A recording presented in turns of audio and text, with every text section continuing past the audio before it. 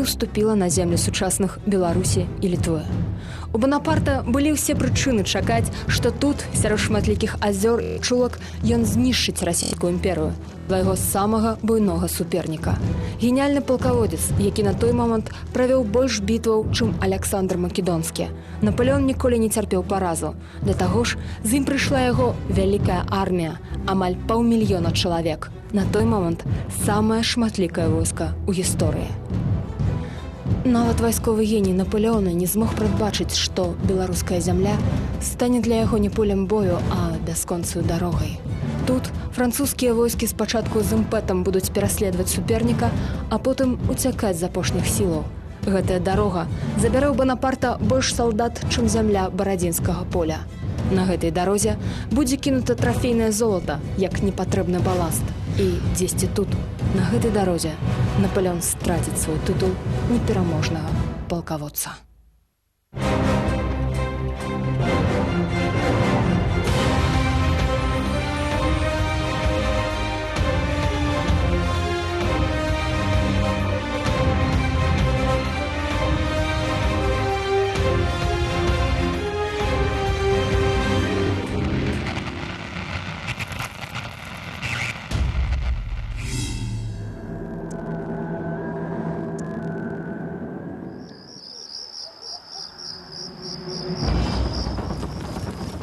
Пачатак вайны быў шматабяцальным для французаў. Банапарт здолеў падзяліць паўночнае войска пад камандаваннем Барклая де Толле з заходнім войскам Баграцыёна. Аднак расіяне не сталі чакаць, пакуль карсіканец разаб'е іх паасобку. 45-тысячнае войска адышло да Нясвіжа. Яшчэ 100 000 чалавек накіраваліся да заходняй Двіны. Напалеону патрэбная была пераможная генеральная бітва, і ён пачаў паляванне за двума арміямі.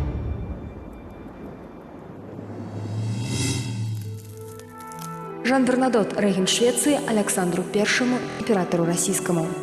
Прошу ваша вялікасць не даваць вялікай генеральнай бітвы, але манеўраваць і адыходзіць. Калі французы пададуць нават да варот Пецярбурга, зацягваць на працяглы час вайну, памнажаючы цяжкасці. Гэтым можна зусім зблытаць тую сістэму вайны, якой трымаецца Напалеон.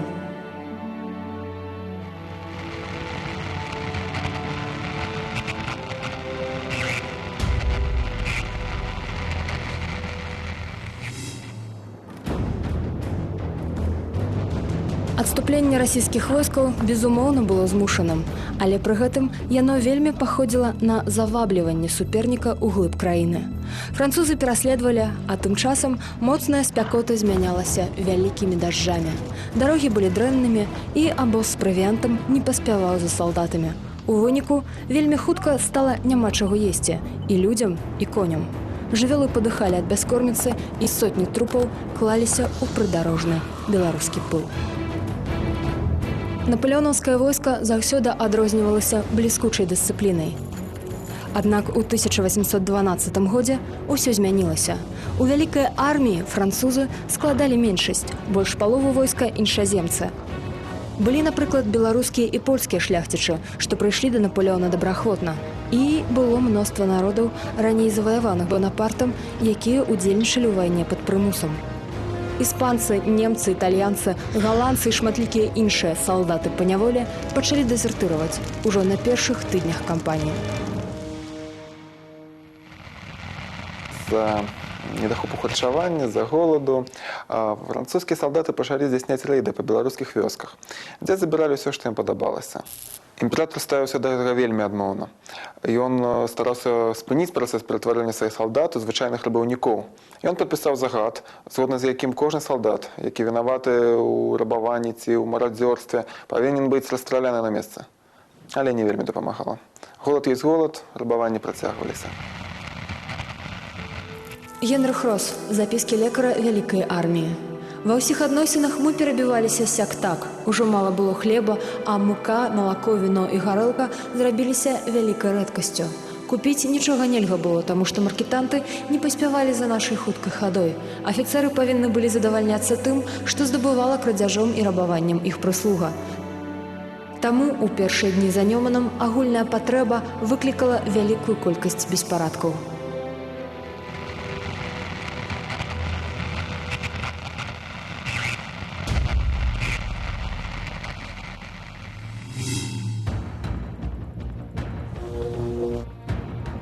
Варта адзначыць, што беларуская вёска пакутавала не столькі ад адзінкавых нападаў, колькі ад афіцыйных пабораў і рэквізіцый. Мінская, Віцебская, Гарадзенская губерніі спустошваліся французскімі ўладамі.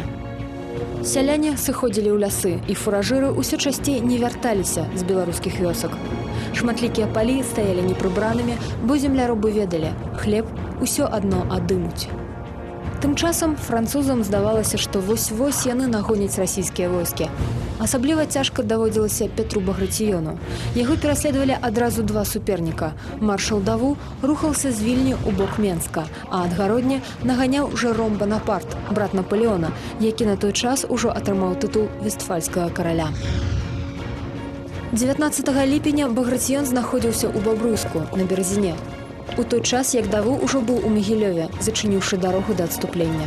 Аднак Баграцыён адправіў частку сваіх войскаў, каб адцягнуць увагу праціўніка, а сам за гэты час паспеў фарсіраваць Дняпро каля мястэчка Новая Быхава. Пасля гэтага яму ўжо нішто не замінала ісці проста да Смаленска. Маршал Даву ўжо не меў сіл пераследаваць рускую армію, а войскі Жэрома Банапарта безнадзейна адсталі, перадольваючы лясы і балота. Такім чынам, войскі расійскай імперыі былі цалкам выратаваны. Яны злучыліся ў Смаленску і, нарэшце, змаглі перавесці дух. Напалеон тым часам разам са сваімі салдатамі адпачываў у Віцебску. 420 000 чалавек было з Банапартам, калі ён перапраўляўся праз Нёман. Зараз жа ад яго войска засталося ледзь больш паловы – 229 000. Шматлікія салдаты засталіся з гарнізонамі ў захопленых гарадах. Іншыя ж загінулі ад хвароб, нязвыклага клімату альбо проста дезертыравалі. Формально можно сказать, что Наполеон без боя захопил значную тэрыторыю, сотні тысяч кіламетраў. Але ж тут як у показцы про мядзведзя. Я зловіў мядзведзя. Добра, вядзі сюды. А не могу. А чаму не можешь? А мядзведь не пускае. Так и тут. Наполеон тэрыторыю заняў, але перад ім маячыла расійская армія. Яе трэба было разбіць, каб стаць гаспадаром на гэтай зямлі. А яна адступала. Наполеон спачатку і не збіраўся наступаць у 12-м годзе на Маскву. Ён збіраўся зімаваць на беларускіх землях у Мінску. Але не атрымліваецца. Вось ён ужо ў Віцебску, а расійская войска не разбіта. Карсіканец правёў у Віцебску 2 тыдні. Стаяў гарачы жнівень. Маршалы пагаворвалі, быццам бы імператар не ведае, што яму рабіць далей. У гэтыя дні Банапарт казаў свайму улюбёнцу Мюрату, каралю Неапаля: «Першая руская кампанія скончана. У 1813 годзе мы будзем у Маскве, у 1814 у Петербургу. Руская вайна – гэта трохгадовая вайна». Аднак гэта дзіўная кампанія ў выглядзе марш-браска, гэта бясплодная гульня ў даганялкі пакідалі адчуванне няскончанасці, што мучыла Напалеона. Неўзабаве ён памяняў сваё рашэнне. 1 жніўня яго войскі накіраваліся з Віцебску ва ўсходнім кірунку. Вялікая армія пакідала землі Беларусі. Яна ішла на Смоленск. Что же определяет историю? Личность, сюжет или стечение обстоятельств?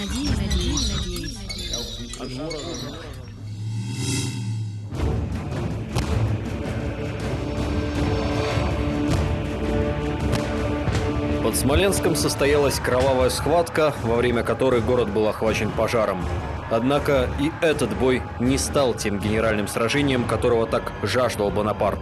Русская армия вновь отступила. Через плененного генерала Тучкова Наполеон передал свое первое предложение о мире, которое было щедро приправлено угрозами. Однако никакого ответа не последовало. В результате даже из Смоленска Бонапарт был вынужден продолжить преследование и еще глубже продвигаясь на восток.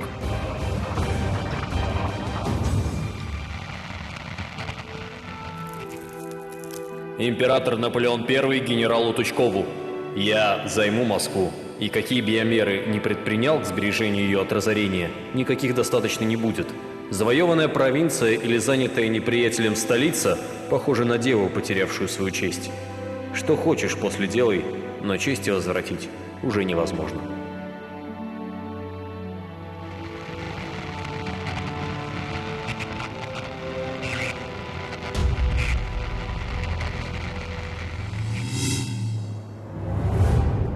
Когда Великая Армия подошла к Можайску, баланс сил изменился. Если в начале вторжения Наполеон имел троекратное превосходство, то теперь численности армий были сравнимы. С Бонапартом шло 135 тысяч человек, и 120 тысяч человек составляли российские войска, к тому времени объединенные под командованием Кутузова. К 3 сентября отступающая армия подошла к деревне Бородино.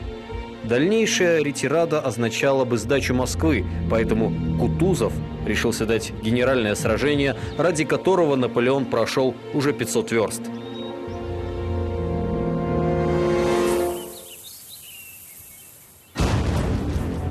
7 сентября или 26 августа по старому стилю у деревни Бородино, что находится в 120 километрах от Москвы, произошла самая кровопролитная битва своего времени.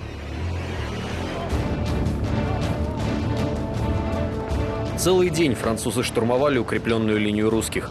Наполеон вновь и вновь посылал свои войска на Шевардинский редут и Багратионовы флеши, но раз за разом атаки отражались.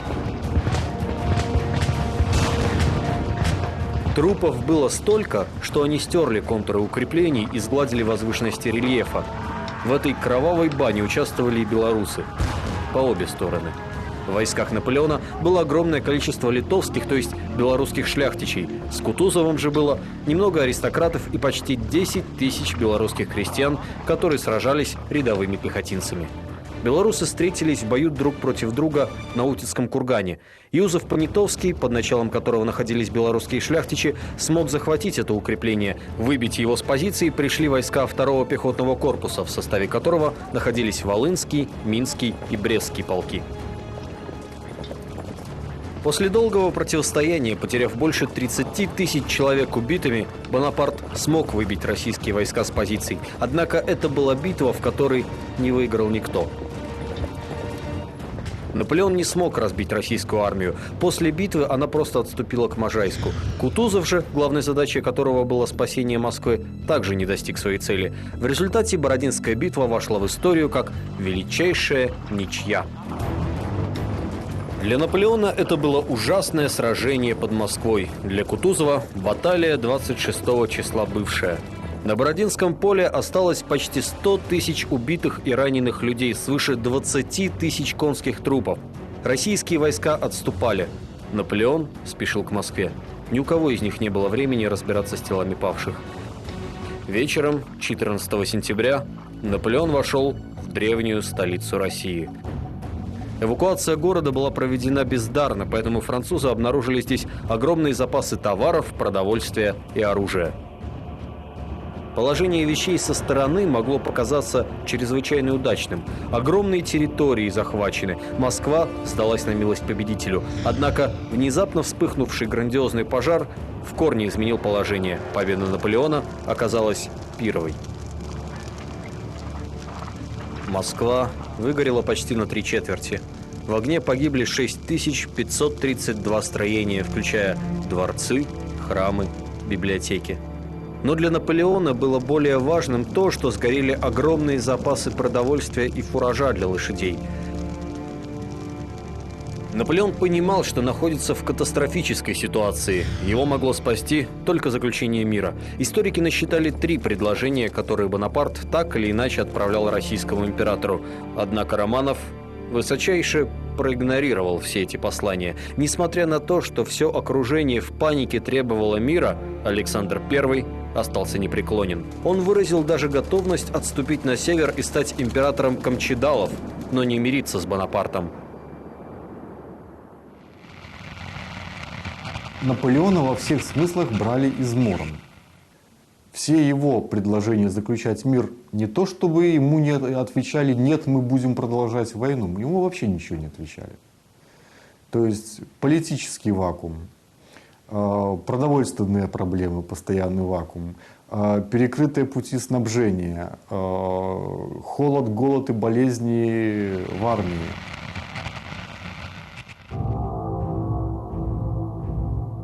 «36 дней Наполеон ждал ответ Александра в сожженной Москве. Еды уже не хватало. Зато золота и серебра было в избытке. Люди Бонапарта успели собрать самые ценные вещи Москвы еще до того, как начался пожар. Добыча была столь велика, что ее записывали на вес. Более 800 пудов составила церковная утварь, драгоценная посуда, коллекции старинного оружия и предметов искусства. Украшения московских соборов были переплавлены в слитки саперами наполеоновской армии. В результате получилось 325 пудов серебряных слитков и почти 300 килограммов золота. К тому времени позолотились и кроны московских деревьев. Теплые деньки бабьего лета сменились октябрьской слякотью.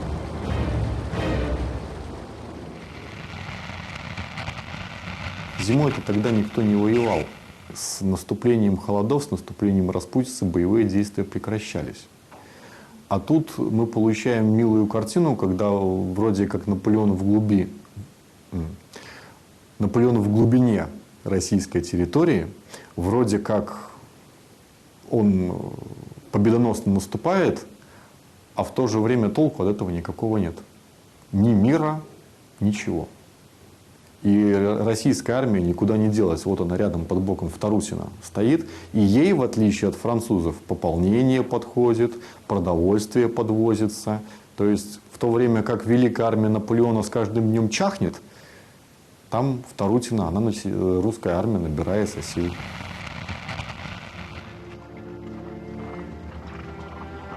Наполеон был вынужден начать отступление. Перед тем, как покинуть Москву, он приказал взорвать архитектурный символ города – Кремль. Красная площадь сегодня была бы окружена чистым полем, если бы порох не оказался отсыревшим. К тому же полки Кутузова уже начали наступление, и в результате французы успели лишь частично повредить некоторые башни Кремлевской стены и колокольню Ивана Великого. Наполеоновские солдаты были вынуждены отступать по старой Смоленской дороге и вновь пройти мимо Бородинского поля. Ранние холода не давали разлагаться множеству неубранных трупов. Волки и вороны стали главными могильщиками для героев Бородина.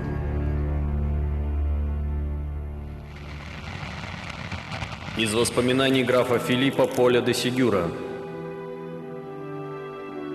На этой всеми покинутой почве валялось около 30 тысяч наполовину обглоданных трупов. Над всем этим возвышалось несколько скелетов, застрявших в одном из обвалившихся холмов. Казалось, что сама смерть утвердила здесь свое царство. Император проехал быстро. Никто из нас не остановился. Холод, голод и неприятель гнали нас вперед. В конце октября 1812 года Наполеон вновь вступил на белорусские дороги.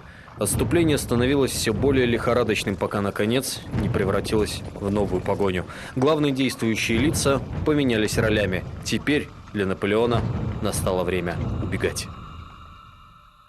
Что же определяет историю? Личность, судьба или стечение обстоятельств?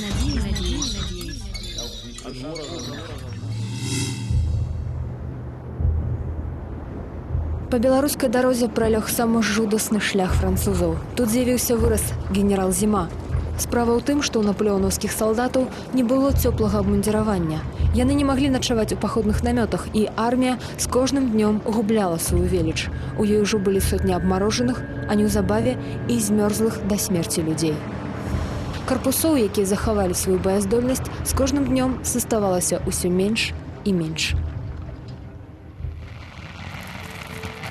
З успамінаў генерал-лейтенанта Михайлаўскага Данілевскага.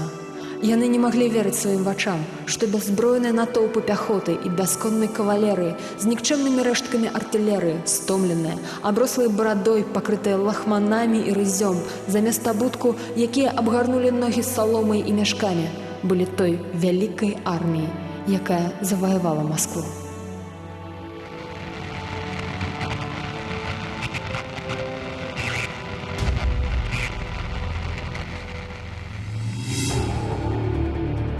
Некаторыя гісторыкі лічаць, што менавіта тут, на беларускіх дарогах, узімку 1812 года усходнеславянская лексіка узбагацілася на новае слово – шарамыжнік. Гэтае слово утварылася ад французскага «шэр-амі», у перакладзе «дарагі сябра». Менавіта так наполеонаўскія салдаты пачыналі свае просьбы аб хлебе і цёплым адзенні. Некаторыя з французаў здолелі вельмі добра знайсці агульную мову з мясцовымі жыхарамі. Так нейкі Машыро з-за ранення адстаў ад сваёй часткі і застаўся жыць у Сенінскім павеце Віцебскай губерні. Мсье Машыро прыняў праваслаўе і затым ажаніўся на мясцовай сялянцы. Яго нашчадак у чацвёртым калене Пётр Міронович Машэраў ужо ў стагоддзі 20 стане першым сакратаром ЦК Кампартыі Беларусі. Але варта адзначыць, што не ўсім французам был аказаны ласкавы прыём. Войскі ішлі па дарозе, наваколле якой ужо былі спустошаны імі ж самімі паўгоду назад. Многія з сялян, што падвергліся рэквізіцыям, зараз маглі выліць на запашаную злосць. Калі ўлетку выступы партызан, ці як іх тады называлі шышоў, былі адзінкавыя, то ў снежні вясковыя жыхары пачалі сапраўднае паляванне на французаў. З запісаў рускага гісторыка Мікалая Фірсава. У рэдкіх вёсках, ад зашчая беларускае паданне аб 1812 годзе, жыхары не рабілі распраў над французамі. Банды сялян, узброеныя сякерамі, віламі, нажамі, паляўнічымі стрэльбамі і наогул, чым прыйдзецца, высочвалі замярзаючых французаў, захоплівалі іх і прыводзілі ў свае паселішча. Прычым тыя, якія не баяліся Бога, не толькі забівалі, але і бесчалавечна катавалі сваіх палонных. Нават баб і дзетак ахопліваў прыліў маванай нянавісці, і яны жорстка здзекваліся над няшчаснымі, аддадзенымі ім на пацеху.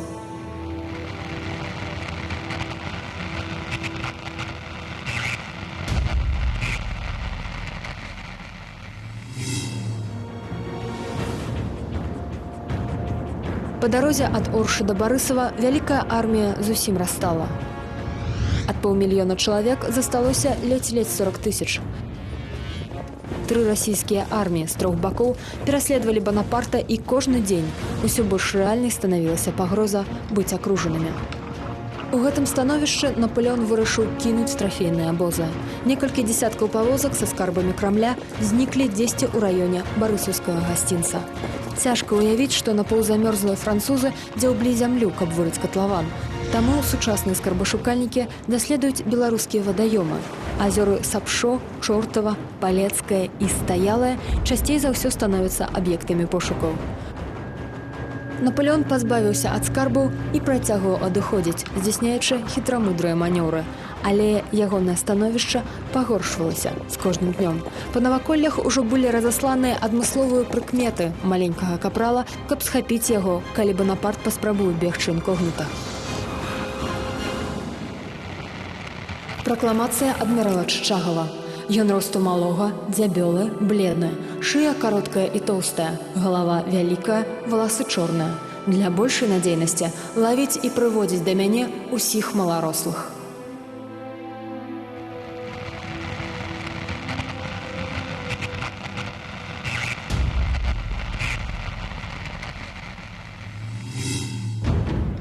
Самы драматычны для французаў момант адбыўся на рацэ Бярэзіна. Расійскае войска ішло па пятах, і часу на тое, каб пераадолець гэтую раку, ужо не заставалася. Зрабіўшы некалькі зманлівых манёўраў, Напалеон пачаў узвядзенне 2 мастоў каля вёскі Студзянка, крыху паўночней Барысава. Пантанёры наводзілі пераправу, стоячы па плечы ў вадзе, і пазней усе загінулі ад холаду. Пераправа пачалася 26 лістапада 1812 года. Разам з баяздольнымі войскамі рухалася велізарная колькасць абмарожаных і хворых салдатаў, а таксама грамадзянскіх асоб з абозаў. Іх чарга на пераправу была апошняя. На другія суткі да Бярэзіны падышла расійская артылерыя. Пад градам ядраў пачалася таўкатня. Адзін з мастоў абрынуўся, шмат людзей былі раздушаныя ці патанулі. На наступную раніцу Напалеон загадаў спаліць масты. Амаль усе, хто застаўся на ўсходнім беразе Бярэзіны, загінулі. З тых часоў у французскай мове з'явілася новая ідыёма. Калі здараецца поўная катастрофа ці безумоўная параза, у Парыжы гавораць «c'est la Bérésina». Напалеон яшчэ дабярэцца да Еўропы. Ён збярэ новае войска, прайграе, яго сашлюць на Эльбу. Банапарт збяжыць, на 100 дзён верне сабе імперыю і будзе канчаткова разбіты пры Ватерлоу. Дні знакамітага карсіканца скончацца пасярод Індыйскага акіяна на востраве Святой Алены. Вынікам яго жыцця сталі пераможаная Францыя і 3,5 мільёны загінулых салдатаў. у ліку якіх і тысячы беларусаў. Маленькі капрал, які заваяваў больш перамог, чым Аляксандр Македонскі. Ён страціў сваю славу непераможнага палкаводца недзе тут, на беларускіх дарогах.